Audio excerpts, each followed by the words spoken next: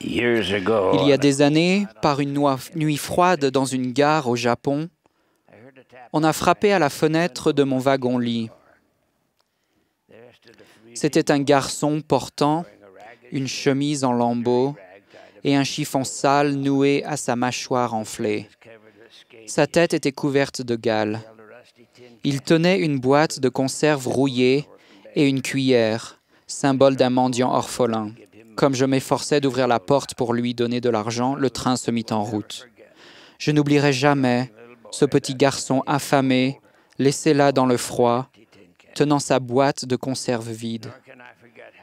Je n'oublierai jamais non plus l'impuissance que j'ai ressentie quand le train s'est lentement éloigné et l'a laissé seul sur le quai. Quelques années plus tard, à Cusco, ville des hauteurs des Andes péruviennes, frère A. Théodore Tutol et moi tenions une réunion de Sansen dans une longue pièce étroite ouvrant sur la rue. C'était le soir et il faisait très froid. Pendant que frère Tutol parlait, un petit garçon d'à peu près 6 ans est apparu dans l'entrée. Il ne portait qu'une chemise en lambeaux qui descendait sur ses genoux. Sur notre gauche se trouvait une petite table avec un plateau de pain pour la Sansen. Cet orphelin affamé a vu le pain et a lentement longé le mur pour s'en approcher. Il était presque arrivé à la table quand une femme dans l'allée l'a vu. D'un mouvement brusque de la tête, elle l'a renvoyé dans la nuit. J'ai gémi intérieurement. Plus tard, le garçon est revenu. Il a longé le mur, jetant un coup d'œil au pain, puis à moi. Quand il a été proche de l'endroit où la femme était et elle l'avait vu à nouveau, je lui ai tendu les bras et il a couru jusqu'à moi. Je l'ai assis sur mes genoux. Puis, de manière symbolique, je l'ai assis sur la chaise de frère Tutol. Après la prière de clôture, à ma grande peine, le petit garçon affamé s'est enfui dans la nuit. À mon retour, j'ai parlé à Spencer W. Kimball de cette expérience. Il a été très touché et m'a dit « Vous portiez une nation sur vos genoux ». Il m'a répété plus d'une fois « Cette expérience a une signification bien plus grande que vous ne l'imaginez maintenant ». En visitant les pays d'Amérique latine près d'une centaine de fois, j'ai cherché le visage de ce petit garçon parmi les gens. Je sais maintenant ce que le président Kimball voulait dire. J'ai rencontré un autre garçon grelottant dans les rues de Salt Lake City. C'était tard dans une autre nuit froide d'hiver. Nous sortions d'un hôtel après un dîner de Noël. Sont apparus du bas de la rue 6 ou 8 garçons bruyants. Tous auraient dû être chez eux bien au chaud. L'un des garçons n'avait pas de manteau. Il sautait très rapidement sur place pour se réchauffer. Il a disparu dans une rue adjacente pour rejoindre sans doute un petit appartement misérable et un lit qui n'avait pas assez de couverture pour lui tenir chaud. En remontant les couvertures sur moi cette nuit-là, j'ai prié pour tous les gens qui ne dorment pas dans un lit chaud chez eux. J'étais basé à Osaka, au Japon, quand la Deuxième Guerre mondiale s'est terminée.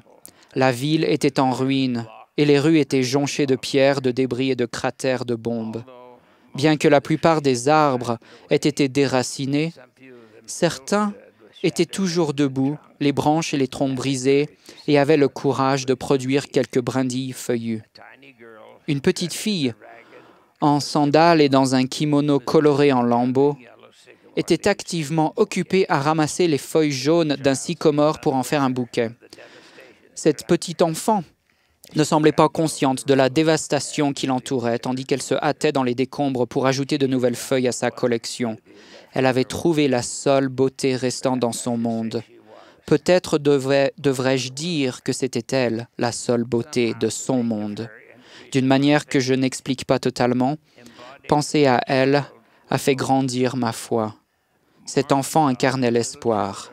Mormon a enseigné que les petits-enfants sont vivants dans le Christ et n'ont pas besoin de se repentir. Au début du XXe siècle, 2 missionnaires servaient dans les montagnes du sud des États-Unis. Un jour, du haut d'une colline, ils ont vu un rassemblement de personnes dans une clairière bien plus bas. Les missionnaires ne rencontraient pas souvent de personnes à qui prêcher.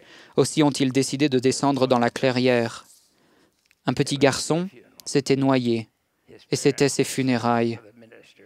Ses parents avaient appelé un prêtre pour qu'il dise quelques mots à propos de leur fils.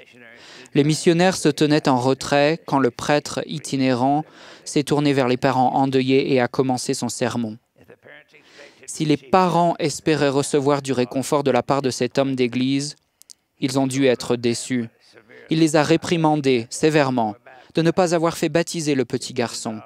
Ils avaient remis cela à plus tard, pour une raison ou pour une autre, et maintenant, il était trop tard.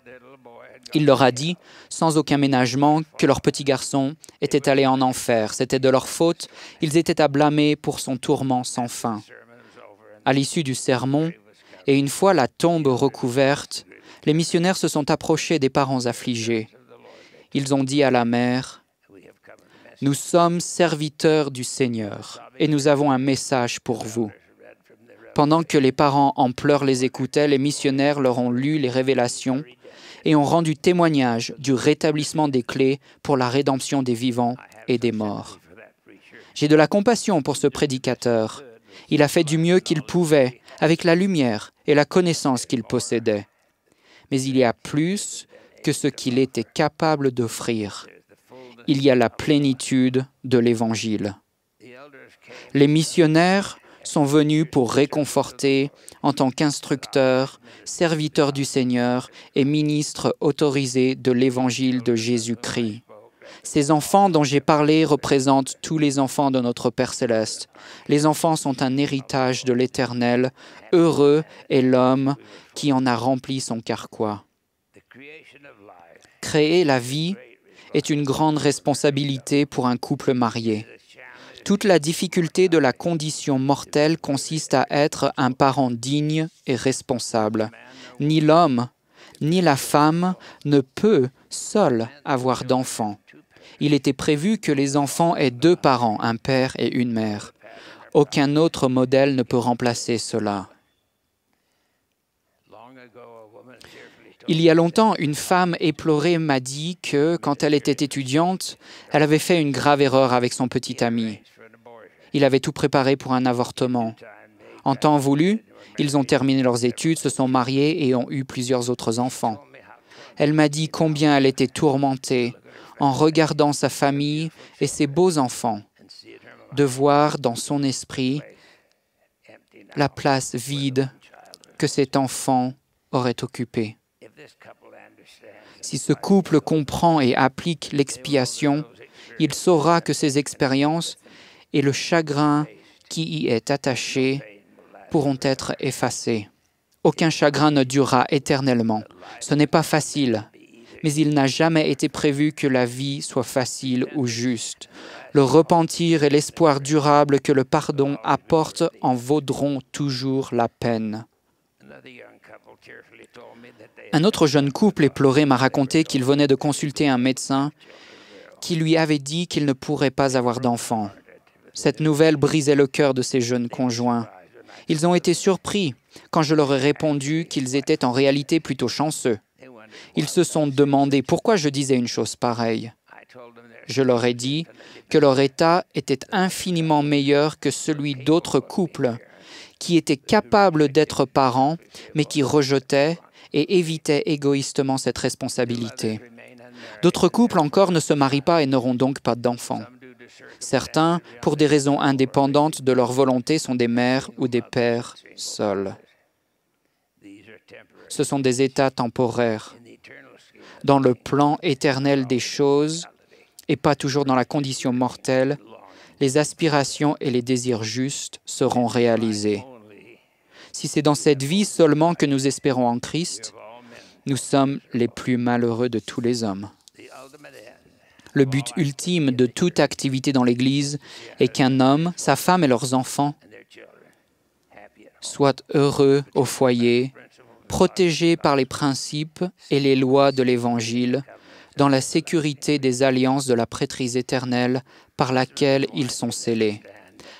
Mari et femme doivent comprendre que leur premier appel, dont ils ne seront jamais relevés, est vis-à-vis de leurs conjoints, puis de leurs enfants. L'une des plus grandes découvertes de la parenté est que nos enfants nous en apprennent bien plus sur ce qui compte réellement que ne l'ont fait nos parents. Nous voyons la vérité dans la prophétie d'Ésaïe qu'un petit enfant les conduira. À Jérusalem, Jésus, ayant appelé un petit enfant, le plaça au milieu d'eux et dit « Je vous le dis en vérité, si vous ne vous convertissez et si vous ne devenez comme les petits-enfants, vous n'entrerez pas dans le royaume des cieux. C'est pourquoi quiconque se rendra humble, comme ce petit enfant sera le plus grand dans le royaume des cieux. » Jésus dit, « Laissez les petits-enfants et ne les empêchez pas de venir à moi, car le royaume des cieux est pour ceux qui leur ressemblent. » Il leur imposa les mains et il partit de là. Dans le livre de Mormon, on lit le récit de la visite de Jésus-Christ dans le Nouveau Monde. Il guérit et bénit le peuple, puis commanda qu'on lui amenât leurs petits-enfants. Néphi rapporte, « Ils amenèrent leurs petits-enfants et les posèrent à terre tout autour de lui. Et Jésus se tint au milieu d'eux. Et la multitude s'écarta jusqu'à ce qu'ils lui eussent tous été amenés. Puis, il commanda au peuple de s'agenouiller. Entouré des enfants, le Sauveur s'agenouilla et adressa une prière à notre Père céleste. À la fin de la prière, il pleura. Et il prit leurs petits-enfants un par un et les bénit et pria le Père pour eux. Et lorsqu'il eut fait cela, il pleura de nouveau. Je peux comprendre les sentiments exprimés par le Sauveur pour les enfants. Il y a beaucoup à apprendre de l'exemple qu'il nous a donné en priant pour ses petits-enfants, en les bénissant et en les instruisant. J'étais le 10e d'une famille de 11 enfants.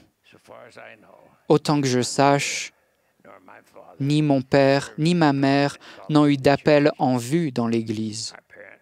Nos parents ont servi fidèlement dans leur appel le plus important, celui d'être parents. Notre Père a dirigé notre foyer en justice, sans jamais de colère ni de crainte. Et l'exemple puissant de notre Père a été magnifié par les tendres conseils de notre Mère. D'aussi loin que nous pouvons le voir, l'Évangile a une influence puissante dans la vie de chaque membre de la famille Packer, de génération en génération. J'espère être jugé comme étant un homme aussi bon que mon Père. Avant d'entendre les mots « c'est bien » de mon Père céleste, j'espère d'abord les entendre de mon Père mortel.